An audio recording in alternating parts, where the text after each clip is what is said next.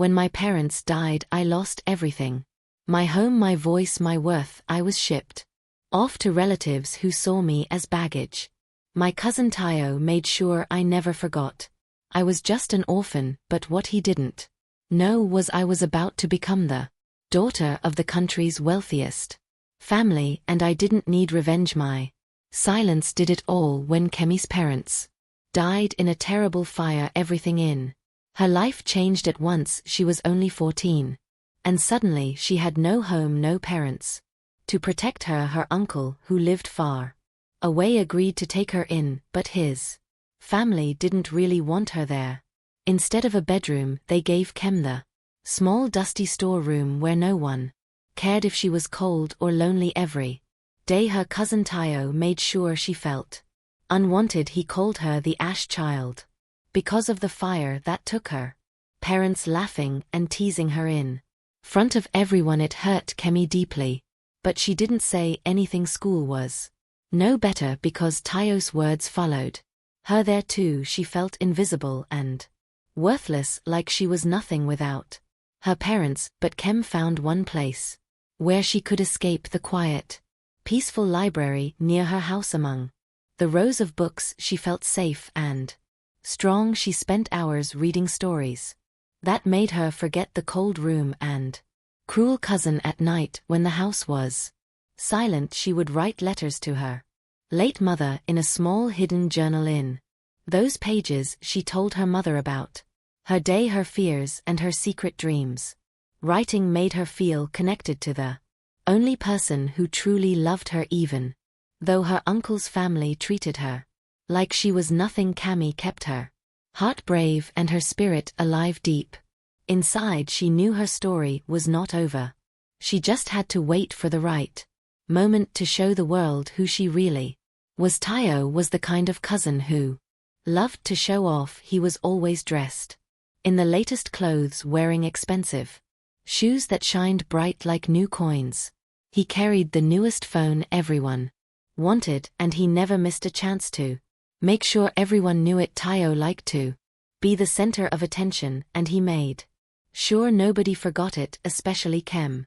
Every time Kimi tried to sit quietly or walk to class, Tayo found a way to humiliate her. If she wore a dress that wasn't new or shiny, he'd laugh loudly, pointing at her like she was a joke. "Hey, Ashchild, did you find that dress in the trash?"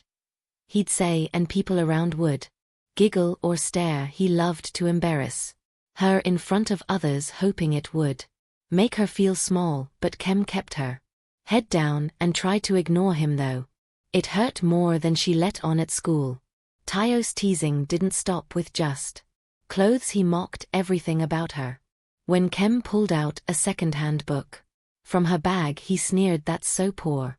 Who reads old books anyway?" Sometimes he would grab the book from her hands and toss it on the floor just to show how little he cared. Tayo's friends would laugh and cheer him on, and Kem felt like the whole school was against her. One day, Tayo took his meanness even further. He started spreading nasty rumors about Kem, whispering to anyone who would listen that she begged for food at home. "I heard she can't even afford lunch," he said loudly in the schoolyard. "She has to ask for extra meals like a charity case."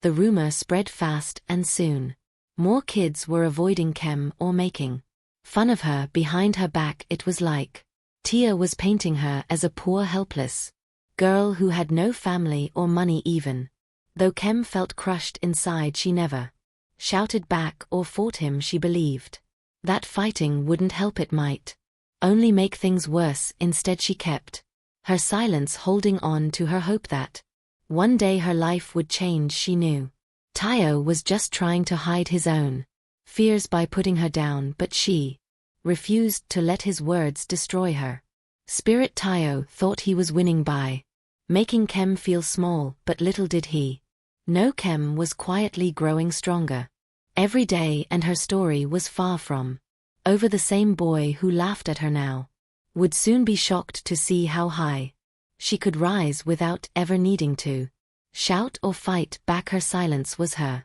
Secret power. It was a cold, rainy evening, and the sky was dark with heavy clouds. Kem had just gone through another terrible moment at a school event. Tayo, her cousin, had played one of his cruel tricks again. This time he spilled juice all over her dress in front of everyone, laughing loudly while the other kids stared and whispered. Kemi's cheeks burned with shame and hurt. She didn't want to stay a second longer. She ran out of the hall, tears falling down her face. Mixing with the rain, she ran until she didn't know where she was anymore. Finally she stopped in front of a small bakery. The warm yellow light from inside looked cozy and safe compared to the cold rain outside. She sat down on the wet steps, shivering and feeling very alone. Her clothes were soaked and she felt like the whole world was against her as she hugged her knees and wiped her tears. An older woman came out of the bakery. She wore a soft smile and kind eyes that made Kem feel a little less scared. The woman sat down beside her without saying anything at first. Then she reached into her bag and took out a fresh warm piece of bread wrapped in paper. Here, she said softly, offering it to Kem. Eat this, it will warm you up. Kem looked up, surprised. She wanted to say thank you, but her throat felt tight. The woman didn't ask where was from or why she was crying. She didn't press her with questions or make Kem feel bad. She just stayed with her quietly for a while. They sat there together. The rain kept falling, but Kem felt a little less alone. The woman, who Kem later learned was called Auntie Ron, told her stories about when she was young. She spoke gently and with kindness, making Kem forget the pain, even if just for a moment. Kem felt safe enough to talk a little, sharing things she had never told anyone. She spoke about her parents, the fire and the coldness she felt in her uncle's house. Auntie Wonka listened carefully, never interrupting or judging. It was the first time in a long time that Kem felt someone truly cared. As the rain slowed, Auntie Ronki gave Kem a warm hug and said, "You're stronger than you think, child. You will find your way." Kem didn't know what the future held, but that night, with warm bread in her hands and kindness in her heart, she felt hope for the first time in a long time. She believed that maybe, just maybe, things could get better. About a week after that rainy evening, Kemi was sitting in her classroom when something unexpected happened. A tall, graceful woman walked into the school dressed in beautiful clothes that made her look important. The students whispered and stared because she didn't look like someone who usually visited their school.